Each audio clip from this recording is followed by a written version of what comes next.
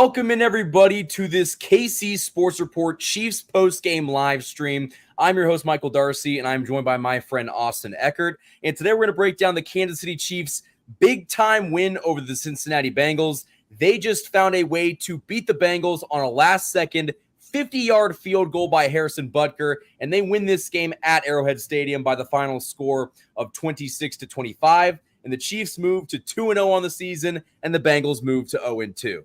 So, Eckert, my first question for you is, how are you feeling after an incredible win like that?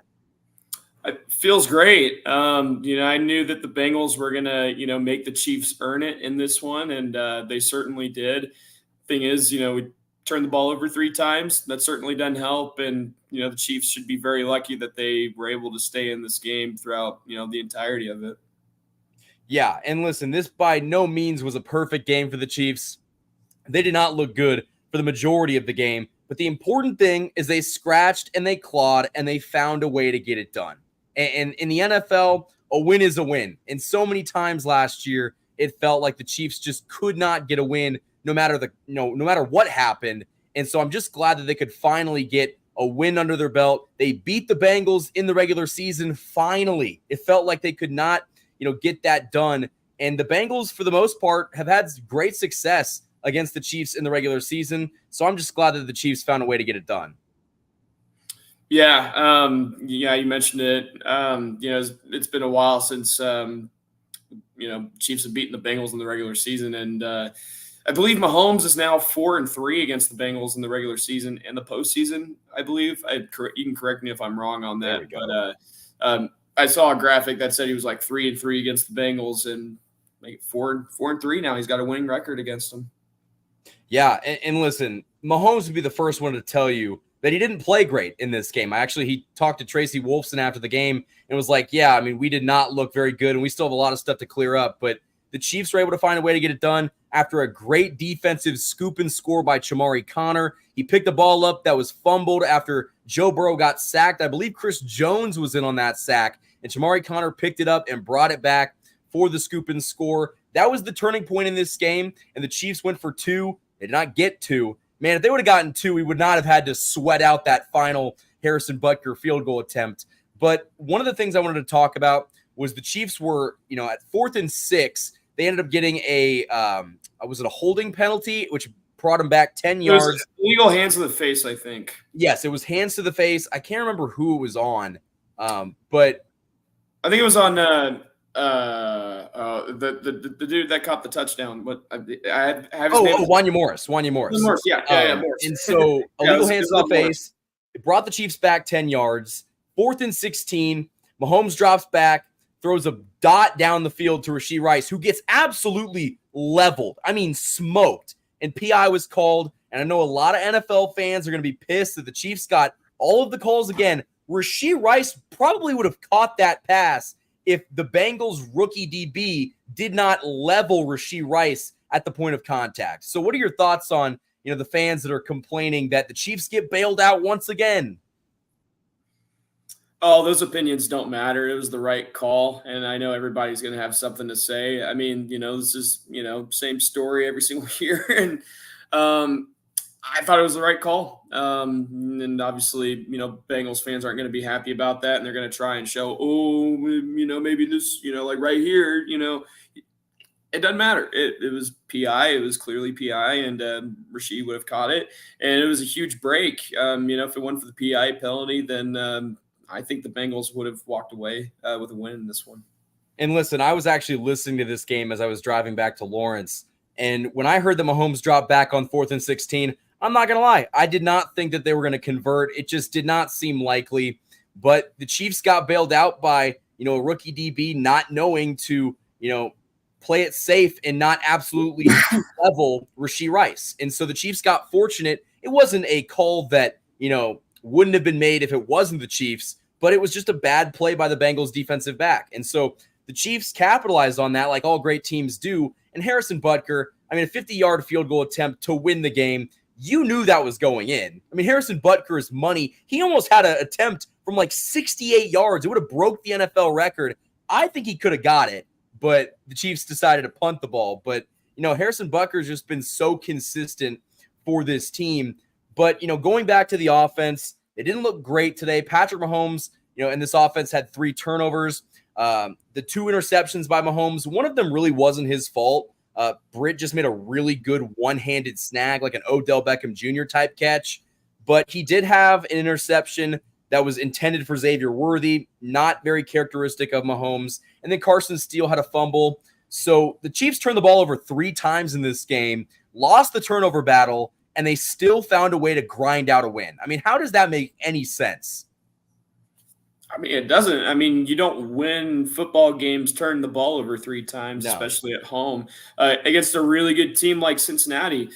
Carson Steele with a fumble. I mean, that's, like I said, it was a rookie mistake, and, he's going to remember that fumble forever and take better care of the ball. I have no doubt that he'll get better from it. That one-handed interception, man, wow, I was absolutely stunned. Because like the previous play, I thought because I think it was a different player, but same thing almost happened. And then the next play, just one hand. I mean, like that was just a really good play. Now you can argue that Mahomes could have threw it like maybe just a little bit over, further over the head of the defender, maybe an overthrown pass would have been better than that. But I mean, that was just a really good play. And I kind of said it, during the live play-by-play thing. I was just like, that's just a really good play. Like I can't be mad at that. But at the same time, like, of course, there's a reason that it happened, and Mahomes just didn't put enough air underneath that pass. And listen, the entire offense today did not look great. We're going to look at the stats right now. Patrick Mahomes was 18 of 18. Did he complete 18 passes of 25 attempts for 151 yards and 2 touchdowns? Pacheco had 19 carries for 90 yards. He was really effective on the ground in this game. Yeah. Carson Steele had 7 carries for 24 yards. And into the receiving stats, Rashee Rice, who is this team's #1 wide receiver after Hollywood Brown got ruled out for the 2024 season, he had 5 catches for 75 yards, and he caught that, long touchdown bomb from Patrick Mahomes, which I don't know if we're talking about it, Eckert, but that was one of the best throws that Mahomes has completed in his career. An absolute missile down the field, perfectly placed ball to Rashee Rice, who, got Cam Taylor-Britt, who was talking a lot of trash this week on Xavier Worthy. Well, Rashee Rice beat him on that play. And, Rashee Rice is starting to look like this team's #1 wide receiver. And the difference between, the production from Rashee Rice and the Chiefs' second leading receiver, who is Justin Watson, he had 2 catches for 22 yards. And if we go down the list, Travis Kelce only had 1 catch for 5 yards. Now, he did have that one big catch that, got ruled back because Kingsley got – we're going to talk about Kingsley, but Kingsley got called for holding. God, dude. Oh, jeez. Yeah. Kingsley got called for holding, and so they brought it back, and it took the Chiefs out of field goal range, and so that was an absolute mess. But Travis Kelce didn't really do anything in this game, and the Chiefs still found a way to get it done against a pretty good Bengals team. Yeah, I mean, where is Travis Kelce right now? I mean, like, I don't know. I just you figured in these games he'd get the ball quite a bit. I mean, look at Cincinnati. Did you see how many times they threw it to their tight ends, Gesicki and their other tight end that had a couple of really nice catches at the beginning? I forgot his last name, but dude, yeah, he had 2 touchdowns. Let me find him. Yeah, Mike Gesicki looked so good today, and I thought he was a really good tight end in Miami. I know he didn't do much in New England, but I saw the Mike Gesicki that I knew from the Miami Dolphins today, and I mean he was all over the place. He was fast. He got open, and I mean he had a front flip first down, or at one point in the game. I mean he was all over the place today. I think they had 10 receptions at one point. Both of their tight ends had 10 receptions. And the wide receivers only had 5. And I'm like, wow. Mike Gesicki had 7 receptions for 91 yards in this game. So they relied heavily on him. He was their team's leading receiver.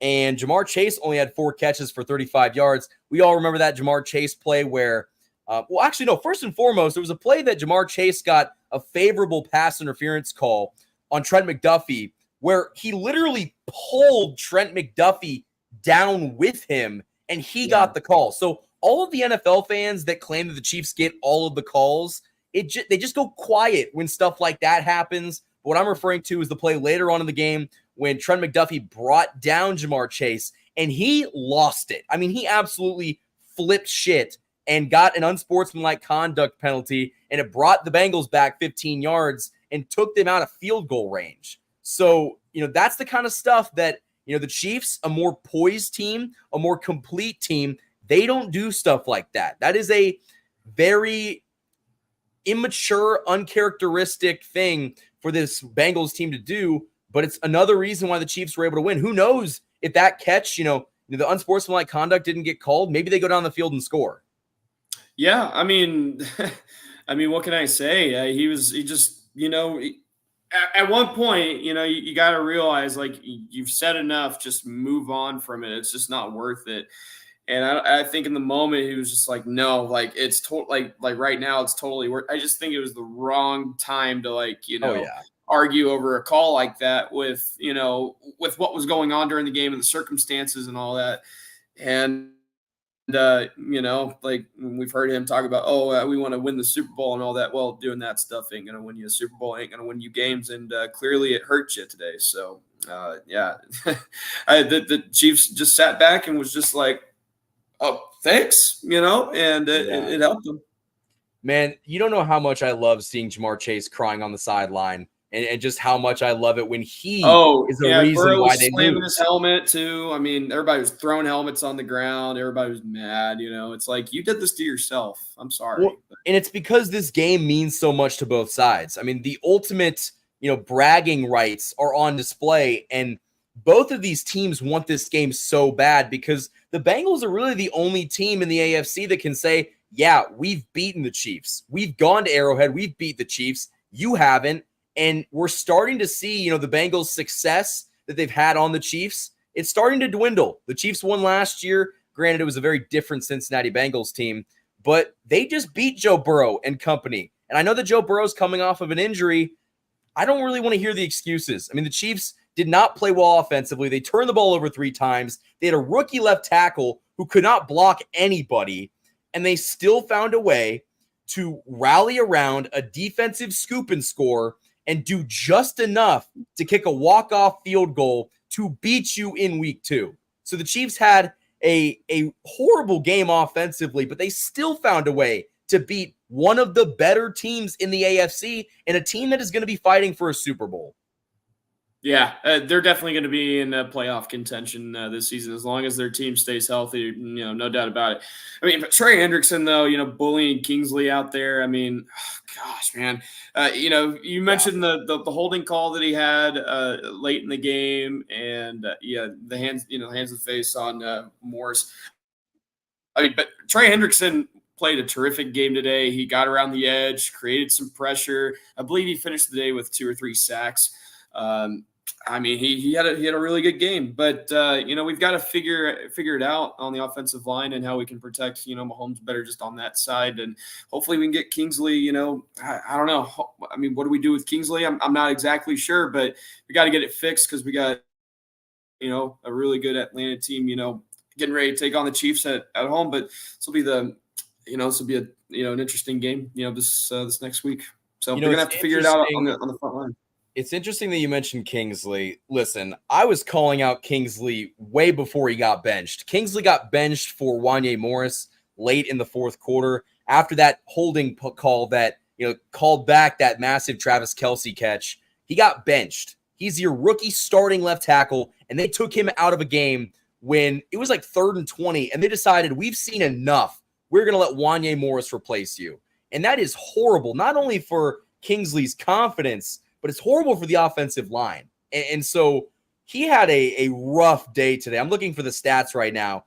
I mean, to say that Trey Hendrickson dominated is an understatement. I mean, he had 2 sacks, 2 tackles for loss, and he was just all over the place. I mean, it seemed like he was getting to Mahomes every other snap. I mean, he was just so dominant, and it really showed that Kingsley, he might not be ready, or he might not have the talent to be this team's starting left tackle. And I know this is a topic that we can talk about in another video and not really take away from this win, but Kingsley might be an issue that the Chiefs are going to have to really look at trying to solve, because I don't think that Wanya Morris is the solution at left tackle for the future. Like, definitely not. Kingsley won this job out of training camp, and he didn't look good today. And he didn't really look good last week either. And, as I was driving back to Lawrence, I was checking my phone. I was like, is Donovan Smith still a free agent? Like, is Donovan Smith on his couch watching this saying, I could do better? I thought about that too at one point. He's a free agent. He could come back. Yeah. I mean, why not? I mean, we've got a little ways to go until the trade deadline. I mean, if things don't, work out on that side, the offensive line, hey, give him a call. What's the worst that could happen? I mean, Kingsley. If it doesn't work out, it doesn't work out. At least we tried.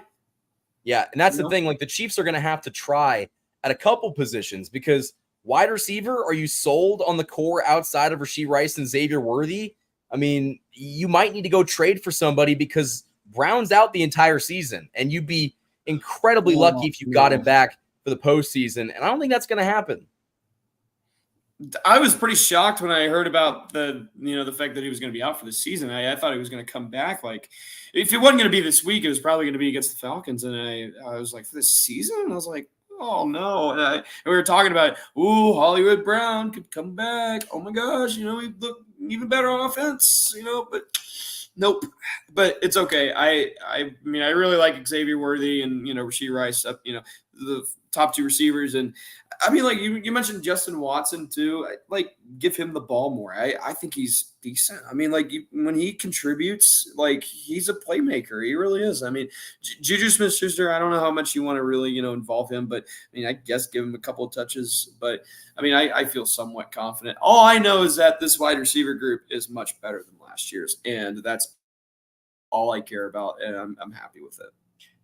I just hope that we don't see any more injuries to the wide receiver core, because on that play where Rashee Rice got the pass interference call, he got leveled and he was injured on that play. And so, listen, he's a couple, really big hits away from maybe being out a week or two. And then the entire offense is in the hands of Xavier Worthy, who's played 2 professional games in his career. And so that kind of has me worried. But if we just look at this past game, I think there is a lot of optimism because you can look at the score and say the Chiefs turned the ball over 3 times.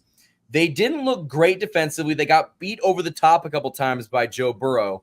And offensively, you couldn't really move the ball. Your quarterback, who's the best player on the planet, threw 2 bad interceptions, and we had a fumble. We had 3 turnovers, and we still found a way to win. And so even though it wasn't pretty, it was a very ugly game by all standards. They found a way to get it done. And early on in the season against a team like Cincinnati, a win is a win, and you can just chalk that up to, all good things, because who knows if this game is going to have massive, seeding implications down the line. They're 0-2 right now, and you're 2-0. You've handled your business the first 2 weeks of the season against 2 of the best teams in the AFC.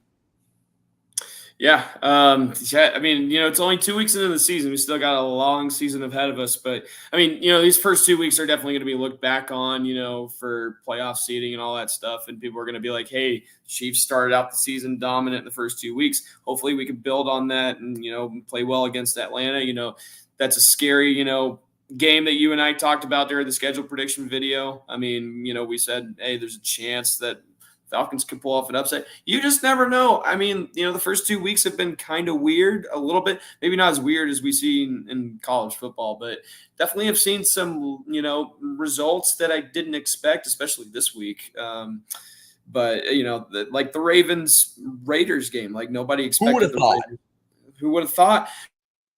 But you know what? I mean, of course, the Raiders, to me, is the most hated team in the division. I think for Chiefs fans, Chiefs fans hate the Raiders the most, and I think you probably side with me on that, or you could hate the Broncos more. But I mean, Raiders, I mean, they're gonna be competitive this season, but I just hope it won't be against the Chiefs and that the Chiefs will dominate them in both games. But I cannot stand the Raiders. I mean, I wanted the Ravens to win, even though it's better for us if the Ravens do lose. I mean, I can't stand that Raiders team. And since they won 1 game, we're going to hear, all week about how, they're back in the AFC and, we can still compete for the division. And then they're going to melt down. They're going to melt down. And then we're going to be like, bro, we were waiting for it. The Raiders are going to lose next week to the Carolina Panthers after beating the Ravens this week, and then it's just going to completely shock the fan base. But I mean, the Chargers beat the Panthers today. I think it was like 26-3 or something ridiculous like that. 26-3. Okay, yeah. Is that game in Carolina next week, or is that in Las Vegas? I think it's in Vegas. It's in Vegas next week, so not great. Carolina going on the road and beating Las Vegas.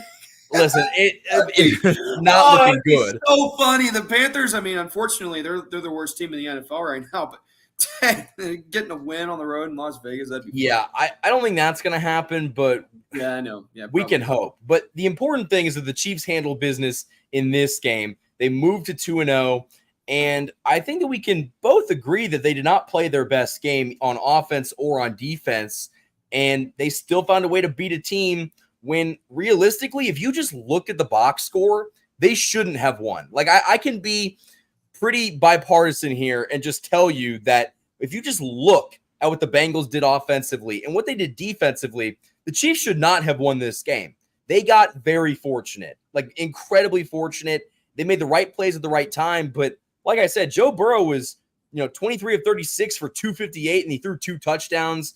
And the tight ends were beating us all day with those crossing patterns, and they ran the ball effectively at times. One thing, Austin, that I wanted to talk about more than anything, we talked about it early on in the halftime show on the play-by-play that you did. The Chiefs struggled yet again in short yardage situations. The one that I'm talking about is in the first quarter, the Chiefs had the ball in the goal line. It was first and goal at the 2.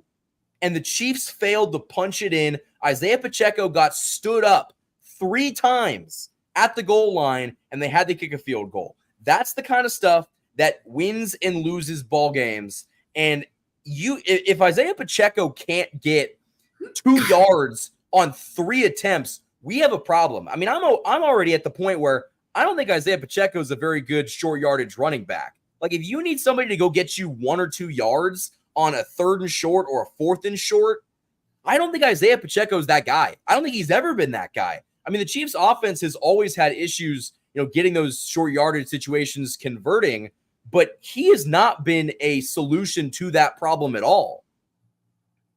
Yeah, I mean, on that drive, it definitely didn't work out. But I've seen Isaiah Pacheco, be very well in those, 2nd or 3rd short situations, but it's just been a little inconsistent, and it's definitely warranted to feel like he hasn't done much in those areas. But I mean, we've seen him do that though. We've seen him be successful in those situations, and I think it comes down to the O-line a little bit. But I mean, I think the O-line for the most part has done a pretty solid job, except Kingsley out there, and Hendrickson, applying pressure all day long, but. I mean, I think Pacheco will be fine. I think, at some point you got to throw a pass. I mean, if it didn't work on the 1st or 2nd play, why not just throw it, I think my biggest issue is it just seems like he does not break tackles in those short yardage situations. And we saw, the rookie Carson Steele, he was able to, I think it was on 4th down. The Chiefs went for it. Yeah, it was like 4th and 1. 4th and 1. He got 1 yard and more. Like, he is a really good option for the Chiefs in short yardage situations because he's just way better in that specific spot. I'm not saying Isaiah Pacheco is not a quality running back. I'm just saying that what I've seen in those type of moments, he has really struggled to convert in the goal line. And so maybe this is where Carson Steele, really shows his worth as a rookie, being the guy that could be a consistent threat in the red zone running the ball, because it just seemed like, man, they really struggled to, punch it in today. Clearly they struggled to punch it in today. They scored 26 points, but you would have liked to see your running back, who is praised for being such a hard runner, find a way to get in the end zone. Yeah, I mean, it's, something we got to figure out, as we kind of progress throughout the season, and still early. So, there's definitely room for improvement. But this was a good win. This, of course, Bengals deserve to win. They got 3 turnovers today. Definitely should have won, but Chiefs got lucky. Chiefs got lucky, but the Is long it luck, season though? ahead, Like, lots at a more s- games to play. is it luck, though? Because, like, at a certain point, it just feels like the Chiefs are always in the right place at the right time. And listen, the Chiefs have The magic gotten of Arrowhead. fortunate. Yeah, I mean, the magic of Arrowhead. Listen, the 77,000 strong were working their magic today. It was loud as hell. I mean, it was hot out today, too. They were loud. They were, there all game long. And it is the 12th man on the field. I mean, it really helps to have 77,000 fans, behind you. And it absolutely amps the defense up. And so to have the home crowd, be such an advantage for this team, it definitely played a big part in how the Chiefs were able to win. Really quickly, I want to give a shout out to Cole and Brandon in the chat. I also appreciate all the 19 others that are watching this stream. I mean, the Chiefs were able to win an impressive game at home in week 2 against the Cincinnati Bengals, holding on to win. I guess I shouldn't say holding on, coming back to win on a last-second game-winning Harrison Butker 50-yard field goal. I mean, what a kick by Butker, but I don't really think I ever had questions if he was going to make it. And I think he could have made it from 60. But the Chiefs would have made it from 68 if Andy Reid let him do it. Listen, I'm still mad he didn't let him do it. I think he probably would have made it. I swear. I think if they were in a position, like it was like 24 seconds left on the clock. If there was like 8 seconds left on the clock, I think they would have let him kick it. And it just sucks because I've been saying for the longest time, he could kick one from 70. He could make one that far away. And I hope that we get an opportunity to see it. Who knows if we do? But listen, from 68, I had weird confidence about him going out there and nailing that Me thing. too. Me too. That's why I wanted him to go out there and kick it so bad. And that's why I was so upset. But we do have a really good punter, though. Why don't we talk about him? I mean, he had 2 punts today, and I think he downed one right at the 1 yard line. I mean, can we talk about how good he's been? I mean, he has been tremendous. I mean, I talked a little bit about the special teams being like a secret weapon this year for the Chiefs, but he's like a secret weapon. I mean, especially if the Chiefs offense isn't, doing, well on some drives, you have a guy who can literally boot it and put it on the opposite side of the field inside the 5 or around the 10-yard line. Because it seems like he's done that every single punt that he's attempted for the Chiefs in these 2 games. Yeah. Matt Ariza, the punt god, as he was called coming out of college. I mean, he's a weapon to have on this special teams unit. You saw Joshua Williams able to jump in the end zone and bat that ball back, hitting the Bengals at the 1. I mean, it took them out of potentially going down the field and kicking a field goal before the half. But I want to address this comment right here from Matthew Harmon.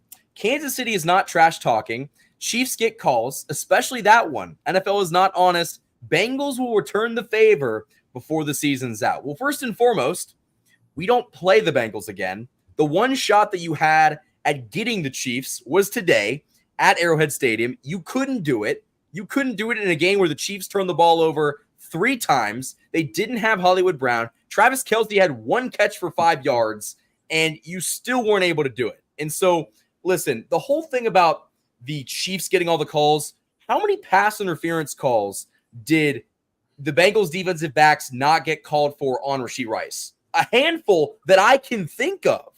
I know, yeah. I mean, there are some that I definitely was don't you want to go back and look at it a couple more times? Because I saw some tugging on the jersey. But, I mean, you mentioned the penalties, too. I believe Kansas City only had, 2 or 3 penalties today?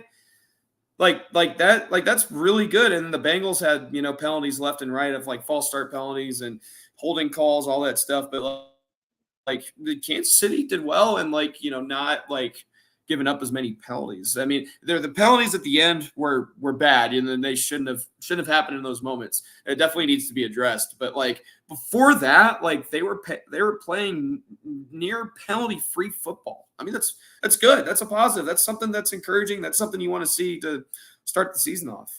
The Bengals had 8 penalties for 79 yards, and the Chiefs had 4 for 44 yards. So the Bengals were the more penalized team, but let's not act like some of the Chiefs penalties that got called weren't kind of BS. I mean, the one on Trent McDuffie where he literally got pulled to the ground. I mean, that's just not a good call. And so I think that, that is one aspect that the Chiefs were able to win. But I'm looking at it right now at the final stats. I mean, the Bengals ran more plays. They had more total yards. They had more passing yards by over 100. So by a substantial margin, they were better converting in the red zone. The only area that they did not have the advantage in was rushing. They only had 74 rushing yards. The Chiefs had, guess how many rushing yards the Chiefs had? I'd say probably around 100, maybe. They had 149 rushing yards between Carson Steele, Patrick Mahomes, and Isaiah Pacheco. That is a big reason why they were able to scratch and claw and win this game. Because listen, they were not getting it done with Patrick Mahomes' arm today, but they found a way to get it done in the rushing game. That was one of the keys that I gave coming into this game, because if you watched last week, the Bengals lost in their home opener because the Patriots running back, Ramondre Stevenson, had like 120 yards on the ground. I think the Patriots had like 160. So they were absolutely, a weakness in the running game. Their rushing defense is not very good. And so the Chiefs were able to capitalize on that. Yeah, I mean, it's unbelievable. I think the fumble recovery was the big difference. It really was. I mean, you mentioned it, better converting the red zone, all that stuff, but that fumble recovery for a touchdown was huge. And I didn't see a good angle on the TV broadcast when they were reviewing the play, but I finally got a good one like after the extra point. Yeah, and it came out. I mean, it clearly did. It was a clear fumble. But I mean, yeah, the Bengals played a really good game, and they're going to be a force to be reckoned with. But Ramondre Stevenson, though, he's on my fantasy team. I definitely enjoyed that last week, so he got me some points. But yeah, I think Pacheco and Steele are going to be, some two guys in the backfield who are going to, get you some yards. And I thought they both played a pretty good game overall. And Steele's going to, again, remember that fumble and take better care of the ball, I think. And, I love that Andy Reid still gave him the ball, especially in that fourth down, in one play, because, that happened right after the fumble, right? So you figured you probably don't want to put him out there because he's just going to fumble it. But Andy Reid said, no, I'm going to go with you again. And that was, definitely a confidence booster for Steele. And I'm happy he got that. This person says that there was blatant holding / hugging on the PI call on 4th and 16. Not sure how that one was missed. I think he's a Bengals fan based on his profile picture, if I'm correct. But listen, the Chiefs were very, very, I don't want to say screwed on some of the calls today, but they did not get a lot of the calls that they normally would get or that fans normally think that they get.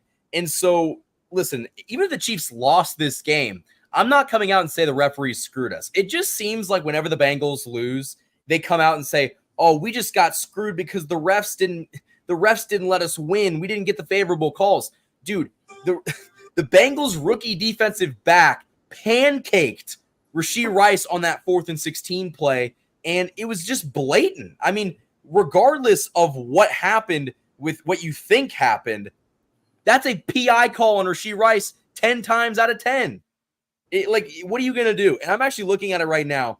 The AFC North standings at this point in time, the Steelers lead the NFC North with a 2-0 record. Who would have thought that the Bengals and the Ravens are both 0-2 to start the 2024 campaign? I mean, just absolutely unbelievable that the Bengals and the Ravens, two of the better teams in the AFC, started off 0-2, and the Steelers, somebody, who doesn't really have a definitive starting quarterback, they're 2-0, and they helped us out today by beating the Broncos. Now, I want to address this comment. You got outplayed. You said it a minute ago. The Chiefs absolutely got outplayed. The Chiefs have gotten outplayed in a lot of their games. The Chiefs have gotten outplayed in Super Bowls, and they've still won it. It doesn't mean that they're, that they got favorable calls from the refs. It doesn't mean that they got bailed out. It just means that the Chiefs make the right plays at the right opportunities, or at the right plays at the right time that the Bengals don't make. The Chiefs are better than any other team that I've ever seen at converting when they absolutely need to. And so, yeah, if you look at the box score, The Chiefs absolutely got outplayed by the Bengals. But guess what? We don't look at the box score. The only thing that matters on the box score is the final score. And the final score says 26-25 in favor of the Kansas City Chiefs. So yeah, the Chiefs did get outplayed. But at the end of the day, it doesn't matter because the Chiefs were able to find a way to rally to win. And if anything, it looks worse that the Bengals were able to outplay the Chiefs on the box score and not be able to be good enough to cash it in when they could have. I mean, yeah, you said it best. I couldn't have said it any better. I mean, like there's a reason the Bengals lost, that going back to that fumble, recovery for a touchdown, that was a big play. If you didn't give up that, then, obviously the game would have been different. I mean, there were so many things that happened in this game that if it didn't happen, other things probably would have happened, but you said it best. There's a reason why the Chiefs won and they were able to rally and, they played well when they needed to in some moments and, they screwed up at times, but they were able to bounce back, and I think, both sides of the ball really complimented one another at one point, even though, we had the 3 turnovers, but yeah, it was just a gritty win, and like really it doesn't matter what the score is at the end of the day. Like every single game in the NFL is hard. It is. And I know people are going to hate me for saying that because I'm a Chiefs fan and, look at this guy saying, every game's tough. No, it ain't because you guys have won back-to-back Super Bowls. No. You need to chill out because I mean it. Every game is tough. Every game is not easy. And, we're going to play Atlanta next week in Atlanta. That is not going to be an easy game. It's the first road game of the season for the Chiefs. Sneaky trap game, I guess, if you will. See what happens. But, it was a really good win today. And all that matters is that the Chiefs found a way to get it done. Couldn't have said it any better myself. And, the final thing that I'm going to say is that the fact the Chiefs were able to prevail against this Bengals team when Patrick Mahomes had one of the worst games that he's had in a long time, the Chiefs turned the ball over offensively 3 different times. They had a rookie left tackle who got pulled from the game in the fourth quarter because he could not stop Trey Hendrickson. And you had a defense that got absolutely burned deep a couple times. All of that stuff went on. You missed a 2-point conversion. You couldn't convert, when you're at the 2-yard line earlier on in the game. All of that stuff happened, and the Chiefs still won. So if we do end up meeting the Bengals again, is all that stuff going to happen again? I don't think so. The Chiefs will be a much different team the next time if these two teams do face again, because it's week 2. Teams are very different in week 2 than they are in week 11 or week 12. And so I think that the fact that Chiefs were able to get a win in this game is terrifying because we're not going to see them play this poorly again. And so, Austin, I think that is a great sign of things to come for the Chiefs. They're going to continue getting better on both offense and defense. They go to Atlanta this week. It's going to be an interesting road game. Could be a trap game. We're going to talk about that later on in this week. But my final question for you, Eckert, is where can the people find you? My handle's down here. Yep, right below my name tag here. You can follow me on Twitter at Austin C. Eckert. I post a lot on that platform. So feel free to follow me on Twitter. You can follow me on Instagram at Austin.Eckert as well. If you guys are into Instagram that much these days, you can follow me on there as well. I've got a YouTube platform that I'm setting up right now. I've got a couple of videos on there. I don't really post much on there, but you can subscribe to my YouTube platform at Austin C. Eckert as well. And you can find me on those platforms. And all of that stuff will be linked in the description of this live stream. If you haven't already yet, Chiefs Kingdom, hit the like button on this live stream. We're going to have more post-game live streams all season long. And we're also going to have streams throughout the week talking about how this Chiefs team can continue improving on their quest to win 3 consecutive Super Bowls. As for me, follow me on Instagram and TikTok, KC_Sports Report, and Twitter at KC Sports Report. Until next time, guys, thank you for watching this Kansas City Chiefs postgame live stream. The Chiefs got it done against the Bengals on a Harrison Butker 50-yard walk-off field goal, 26-25. The Chiefs moved to 2-0 on the season, and the Bengals moved to 0-2. Until next time, guys, thank you for watching this postgame live stream presented by KC Sports Report.